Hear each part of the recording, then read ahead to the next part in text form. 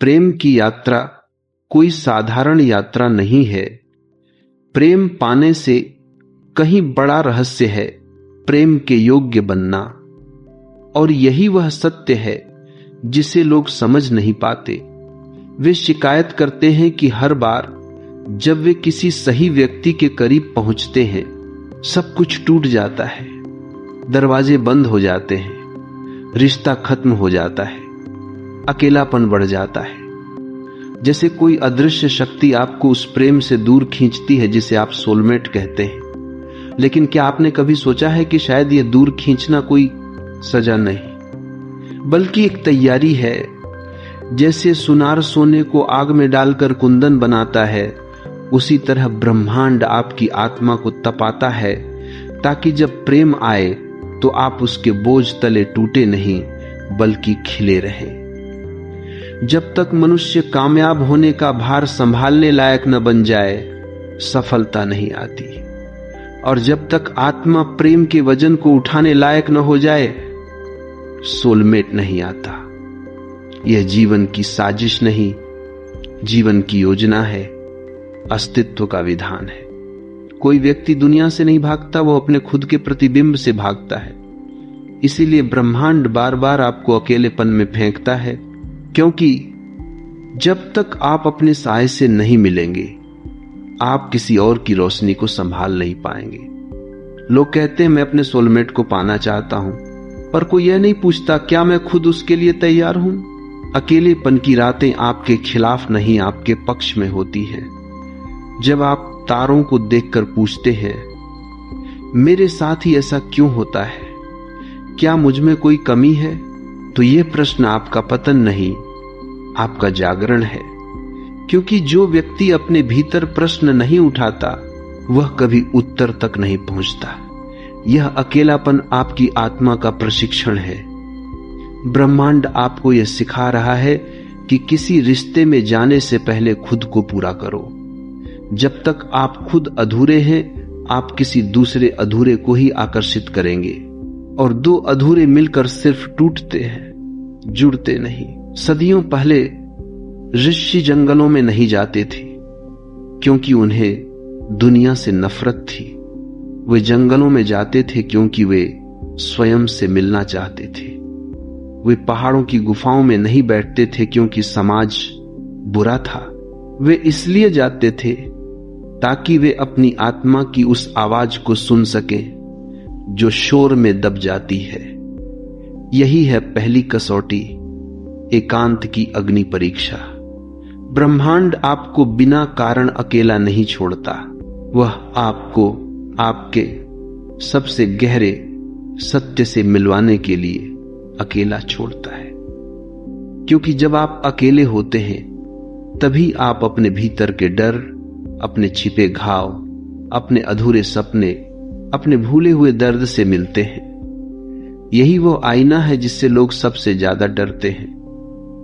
प्रेम तब आता है जब आप किसी के सहारे की तलाश में नहीं होते, बल्कि जब आप अकेले भी उतने ही संपूर्ण होते हैं जितने किसी के साथ। इसलिए ब्रह्मांड आपको पहले अकेलेपन की परीक्षा से गुजरता है, ताकि आप मजबूत बने, स्पष्ट बने और प्रेम की ऊर्जा को संभाल सके। इस परीक्षा का एक बड़ा रहस्य है, एकांत आपको आपके असली स्वरूप से मिलाता है।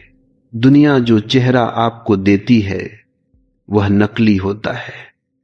समाज जो पहचान देता है वह उधार की होती है, लेकिन जो पहचान एकांत देता है वही सच्ची होती है।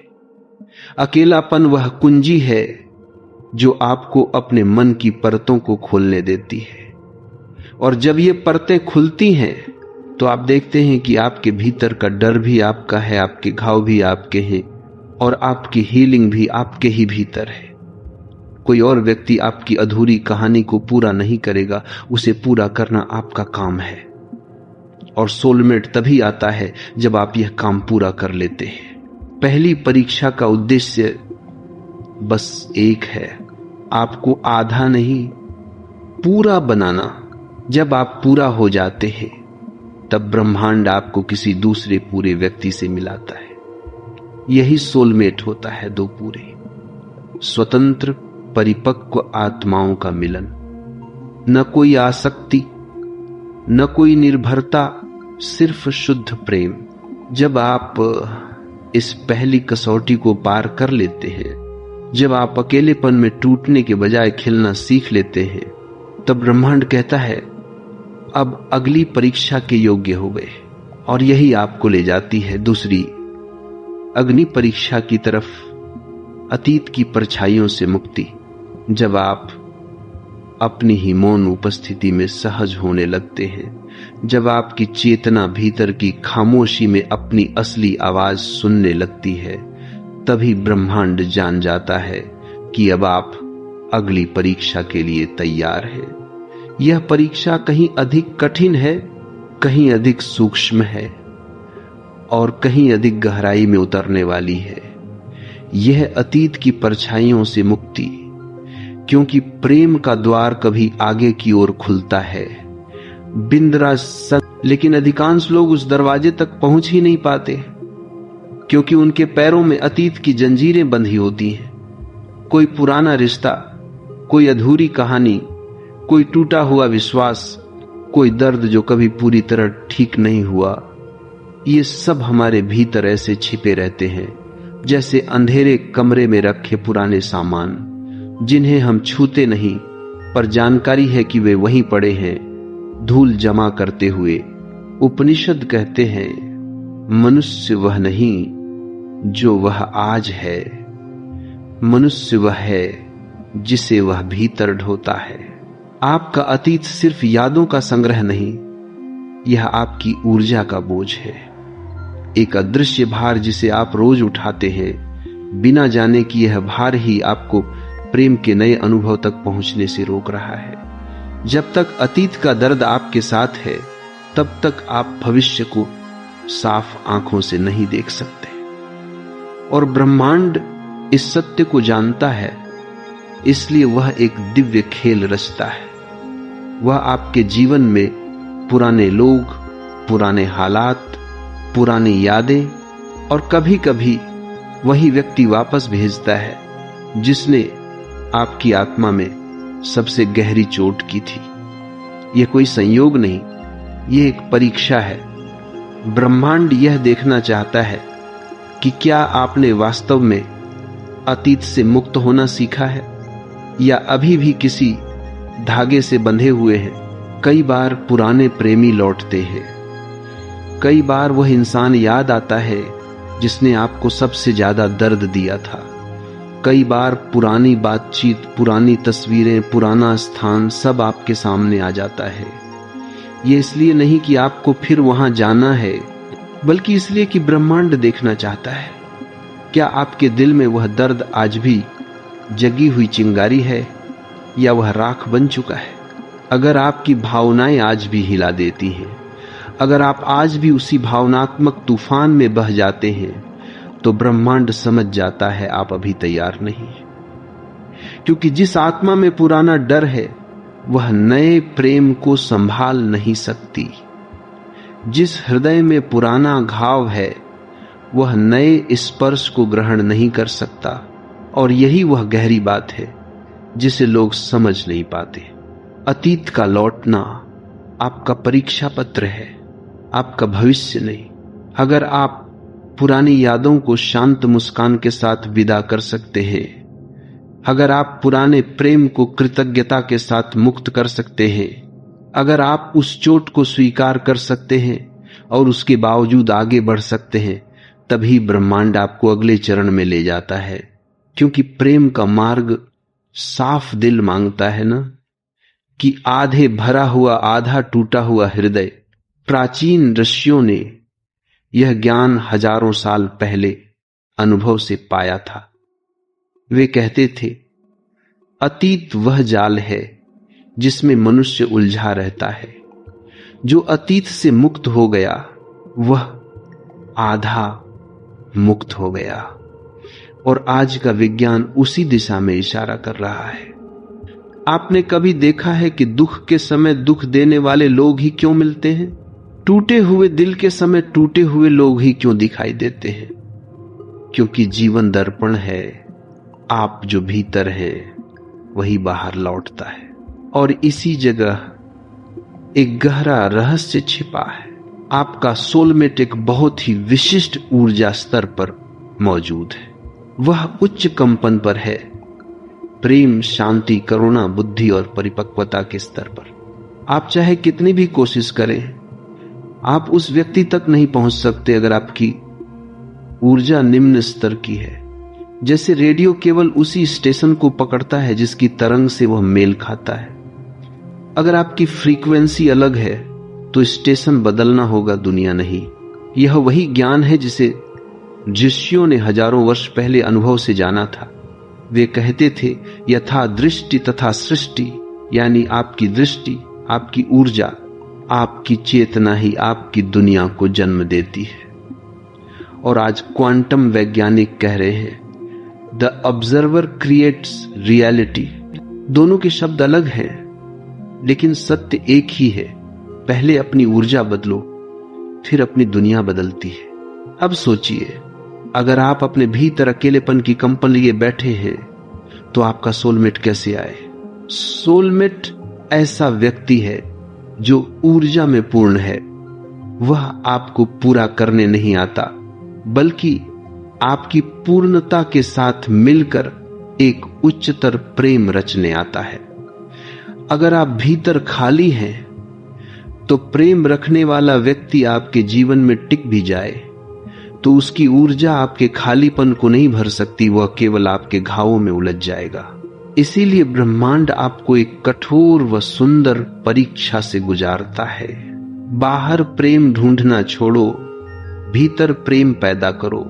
जब आपके भीतर प्रेम का कंपन उठने लगता है, जब आपकी ऊर्जा हल्की और प्रसन्न होने लगती है, जब आपकी चेतना कृतज्ञता, करुणा और आत्मसम्मान से भरने लगती है, तभी आप उस व्यक्ति को आकर्षित करने लगते हैं जिसकी ऊर्जा आपसे मेल खाती है।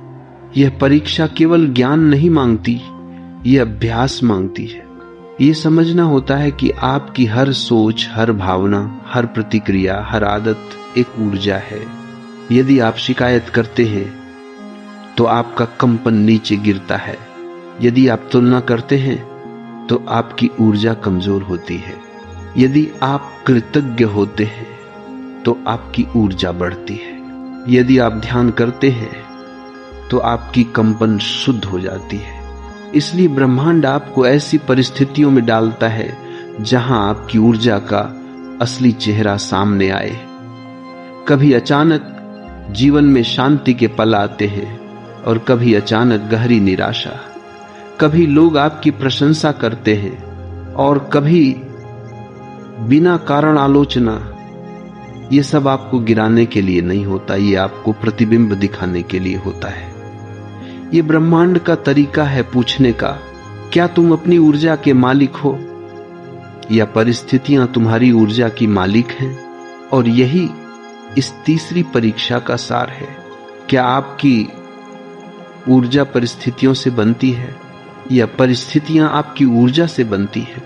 जब आपका उत्तर दूसरा वाला हो जाता है, जब आप सीख लेते हैं कि आपकी ऊर्जा आपकी जिम्मेदारी है, जब आप समझ जाते हैं कि कुछ भी हो जाए आप भीतर से स्थिर रह सकते हैं, तभी ब्रह्मांड आपको अगले द्वार पर ले जाता है। और वह अगला द्वार है सबसे कठिन, सबसे दर्दनाक, सबसे परिवर्तनकारी, अहंकार के विसर्जन की चौथी अग्नि परीक्षा। यह वह परीक्षा है जहां मैं पिघलता है, तभी प्रेम जन्म लेता है। जब साधक अपनी ऊर्जा को शुद्ध करना सीख लेता है, जब वह समझने लगता है कि उसकी तरंगें ही उसकी दुनिया बनाती हैं, जब वह अतीत की जंजीरों से मुक्त होकर वर्तमान में कदम रखता है, तभी ब्रह्मांड उसे सबसे कठिन, सबसे दर्दनाक और सबसे परिवर्तनकारी परीक्षा में प्रवेश कराता है। यह परीक्षा किसी बाहरी घटना से नहीं, किसी रिश्ते से नहीं, किसी व्यक्ति से नहीं, बल्कि आपके भीतर के उसी हिस्से से जुड़ी है जिसे आपने जीवन भर अपना मैं माना है। यह है अहंकार का विसर्जन। वह चौथी अग्नि परीक्षा जो हर आत्मा को अपने सोलमेट से मिलने से पहले अवश्य देनी पड़ती है। समझिए, अहंकार सिर्फ गर्व नहीं है, सिर्फ अभिमान नहीं है। अहंकार वह दीवार है जिसे आपने अपने चारों ओर बनाया है ताकि दुनिया आपको चोट न पहुंचा सके। न्यूरोसाइंस कहती है कि आपकी स्मृतियां केवल मानसिक चित्र नहीं, वे न्यूरोलॉजिकल पैटर्न हैं। हर पुरानी याद आपके मस्तिष्क में बिजली के रास्ते बनाती है और हर बार जब आप अतीत को याद करते हैं वह रास्ता और गहरा हो जाता है। यानी अगर आप किसी पुराने दर्द को पकड़े रखते हैं तो आप उसे फिर अपने भीतर जगाते रहते हैं। आप ही वह घाव रोज नया करते रहें, चाहे अनजाने में ही सही। ब्रह्मांड आपको इन पुराने रास्तों को तोड़ने की परीक्षा देता है। वह यह देखना चाहता है कि क्या आप पुराने बंधनों को पहचान सकते हैं, उन्हें छोड़ सकते हैं और अपने भीतर एक नई ऊर्जा के साथ आगे बढ़ सकते हैं। क्योंकि जब तक आपकी आत्मा अतीत की चोटों से भरी है तब तक आपके कंपन में प्रेम की फ्रीक्वेंसी पैदा नहीं हो सकती। जब तक आपकी ऊर्जा अतीत के बोझ में धंसी हुई है तब तक आप अपने सोलमेट के कंपन से मेल नहीं खा सकते। याद रखिए, सोलमेट मिलने का नियम बहुत सरल है। आप उसी प्रेम को आकर्षित करते हैं जिसकी आप ऊर्जा बन चुके हैं। अगर आप अतीत के बोझ से भरे हैं तो आप बोझ देने वाले लोगों को आकर्षित करेंगे। अगर आप अतीत के दर्द में जी रहे हैं तो आप दर्द देने वाले प्रेम को आकर्षित करेंगे। अगर आप अतीत से मुक्त हैं तभी आप उस व्यक्ति को आकर्षित करेंगे जिसके साथ भविष्य का प्रेम खिलेगा। जब आप इस दूसरी परीक्षा को पार करते हैं, जब आप अतीत को शांत मन से विदा कर देते हैं, जब आप अपने घावों को शांति के साथ देख लेते हैं, जब आप उन लोगों को माफ कर देते हैं जिन्होंने आपको कभी चोट पहुंचाई थी, और जब आप ये समझ जाते हैं कि अतीत का हर अनुभव आपकी आत्मा को मजबूत करने के लिए था, तभी ब्रह्मांड कहता है अब तुम तीसरी कसौटी के योग्य हो चुके हो, ऊर्जा और कंपन की परीक्षा। और यहीं से प्रेम की आध्यात्मिक यात्रा एक नए आयाम में प्रवेश करती है। जब कोई साधक अतीत की परछाइयों से मुक्त हो जाता है, जब वह अपने ही बोझ से हल्का होने लगता है, तभी ब्रह्मांड उसे एक और गहराई की ओर बुलाता है। ऊर्जा की वह दुनिया जो हमारे शब्दों से भी सूक्ष्म है, हमारी भावनाओं से भी तेज है और हमारी सोच से भी कहीं ज्यादा शक्तिशाली है।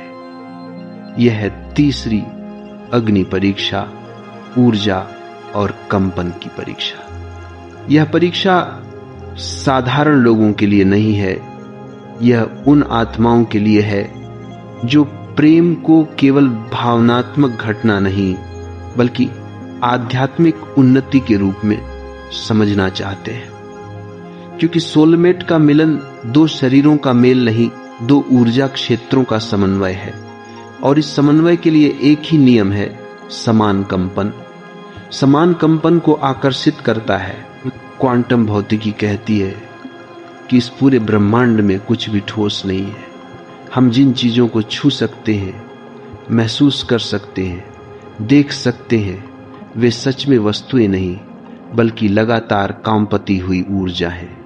आपकी त्वचा, आपकी हड्डियां, आपकी धड़कनें भी ऊर्जा की एक नृत्यमयी तरंग है। यहां तक कि आपकी भावनाएं, प्रेम, भय, क्रोध, शांति, ये भी ऊर्जा की अवस्थाएं ही हैं जिनकी अपनी विशिष्ट फ्रीक्वेंसी होती है। प्रेम उच्च कंपन पर कांपता है, भय निम्न कंपन पर, और आपका पूरा जीवन आपके भीतर के कंपन की गुणवत्ता के अनुसार ढलता जाता है। यही कारण है कि ब्रह्मांड आपको तीसरी परीक्षा में धकेलता है ये देखने के लिए कि आपकी ऊर्जा अभी किस स्तर पर कंपन कर रही है। आप चाहें तो इसे अस्तित्व की भाषा कहें, आप चाहें तो इसे ब्रह्मांड का गणित कहें, अगर आपके भीतर भय, असुरक्षा, निराशा, अकेलेपन का कंपन है, तो आप अपने जीवन में ऐसे ही लोग, ऐसी ही परिस्थितियां और ऐसे ही अनुभव खींचेंगे जो इस ऊर्जा को और अधिक बढ़ाएं।